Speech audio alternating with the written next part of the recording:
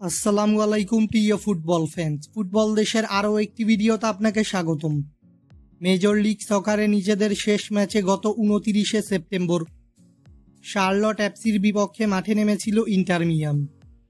সেই ম্যাচটিতে অবশ্য চেজ স্টেডিয়ামে শার্লট এফসির সঙ্গে 1-1 গোলের ড্র নিয়ে মাঠ ছাড়ে মিয়ামি। এই ম্যাচটিতে ইন্টার মিয়ামির হয়ে একমাত্র গোলটি করেন ইন্টার মিয়ামির আর্জেন্টাইন মহাতারকা লিওনেল মেসি।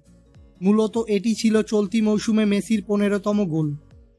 এবার শার্লট এফসির সঙ্গে ম্যাচের পর আবারও মেজর লিগ সকারের ম্যাচে মাঠে নামছে কোচ টাটা মার্টিনো শিষ্যরা, যেখানে মেজর লিগ সকারের এবারের মৌসুমে নিজেদের 32তম ম্যাচে কলম্বাস ক্রুর মুখোমুখি হবে মেসির দল ইন্টার মিয়ামি।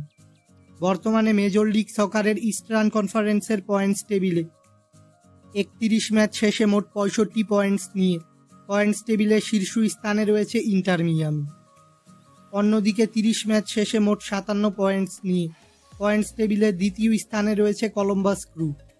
বর্তমানে ইন্টার মিয়ামির সামনে সুযোগ রয়েছে সাপোর্টার শিল্ড ট্রফি জয়ের। মূলত কলম্বাসের বিপক্ষের এই ম্যাচটিতে জয় পেলেই নিশ্চিত হয়ে যাবে ইন্টার মিয়ামির সাপোর্টার শিল্ড ট্রফি জয়।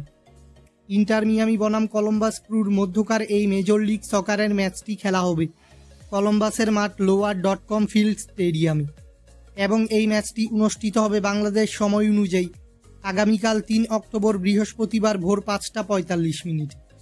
ভক্তদের ইন্টার মিয়ামির এই ম্যাচটি সরাসরি দেখতে হলে চোখ রাখতে হবে অ্যাপেল টিভি ও ফেসবুক লাইভে। ইন্টার মিয়ামি অবশ্যই চাইবে এই ম্যাচটিতে কলম্বাসকে পরাজিত করে নিজেদের ইতিহাসে প্রথমবারের মতো সাপোর্টার শিল্ড ট্রফি জয় করতে। ফুটবলের সকল নিউজ এবং আপডেটস পেতে আমাদের চ্যানেলটি সাবস্ক্রাইব করবেন এবং আমাদের সাথেই থাকবেন। ধন্যবাদ।